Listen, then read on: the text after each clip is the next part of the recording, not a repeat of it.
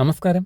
ഇന്നത്തെ നമ്മുടെ വീഡിയോയിൽ ഉൾപ്പെടുത്തിയിരിക്കുന്നത് ചിരട്ട ഉൽപ്പന്നങ്ങളെ കുറിച്ചുള്ള വീഡിയോ അല്ല, മറിച്ച് ചിരട്ട ഉൽപ്പന്നങ്ങൾ ഉപയോഗിക്കുന്നതിന് മുന്നേ ആയിട്ട് നിങ്ങൾ അറിഞ്ഞിരിക്കേണ്ട കുറച്ച് കാര്യങ്ങളെക്കുറിച്ചാണ്. അതായത് ചിരട്ട തവിയാണെങ്കിലും ചിരട്ട കരണ്ടിയാണെങ്കിലും മറ്റ് ഈ കാണുന്ന രീതിയിലുള്ള വീഞ്ഞ് കോരുന്ന കാസയുടെ രൂപത്തിലുള്ള മറ്റ് പാത്രങ്ങളാണെങ്കിൽ കൂടിയും ചിരട്ട ഉൽപ്പന്നങ്ങളാണെങ്കിൽ കൂടിയും ഒന്ന് ചൂടുവെള്ളത്തിലിട്ട് തിളപ്പിച്ചെടുക്കുന്നത് നല്ലതായിരിക്കും. കാരണം ചിരട്ടയുടെ ഉള്ളിൽ മെഴുകിൻ്റെ അംശത്തിലുള്ള എണ്ണമയം പോലെ എണ്ണയുടെ അംശമുള്ള ഒരു ചെറിയൊരു പദാർത്ഥമുണ്ട്. അപ്പോൾ അത് ചൂടുവെള്ളത്തിലിട്ട് തിളപ്പിച്ചാൽ മാത്രമേ അത് നഷ്ടപ്പെടുകയുള്ളൂ.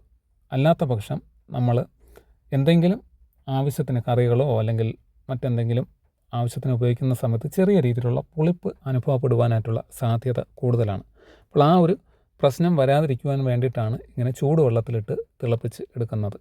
ചിലർ ചിരട്ട വെള്ളം കുടിക്കാറുണ്ട്. ഷുഗർ പേഷ്യൻ്റൊക്കെ ചിരട്ട വെള്ളം കുടിക്കാറുണ്ട്. എന്നാൽ കൂടിയും ഈ ഒരു സാഹചര്യം മനസ്സിലാക്കണം. ആദ്യം നല്ലവണ്ണം ചിരട്ട കഴുകി വൃത്തിയാക്കിയതിന് ശേഷം മാത്രമേ ചിരട്ട വെള്ളം കുടിക്കുവാനായിട്ട് പാടുള്ളൂ.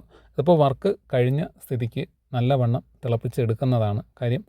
നമ്മൾ വെള്ളം അല്ലെങ്കിൽ കറിയോ എന്തെങ്കിലും എടുക്കുന്ന സമയത്ത് ആ ഒരു പുളിപ്പ് വരാതിരിക്കുവാൻ വേണ്ടിയിട്ടാണ് ഇങ്ങനെ പ്രോസസ്സ് ചെയ്തെടുക്കുന്നത്. നല്ല രീതിയിൽ തിളപ്പിച്ച വെള്ളത്തിലിട്ട് ഈ ചിരട്ട പ്രോസസ്സ് ചെയ്തെടുക്കുന്നത്. എന്നാൽ മാത്രമേ ആ ഒരു പുളിപ്പ് മാറിക്കിട്ടുകയുള്ളൂ.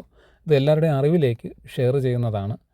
ഈ ഒരു കാര്യം പലർക്കും അറിയത്തില്ല. അപ്പോൾ അറിയാൻ വേണ്ടിയിട്ടാണ് ഇങ്ങനെ ഒരു വീഡിയോ പോസ്റ്റ് ചെയ്യുന്നത്. എല്ലാവരും ശ്രദ്ധിക്കുവാനും അറിഞ്ഞിരിക്കുവാനും വേണ്ടിയിട്ടാണ്.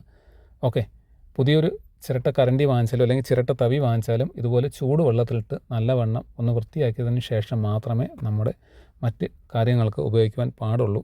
ഈ ഒരു കാര്യം പ്രത്യേകം ശ്രദ്ധിക്കുക.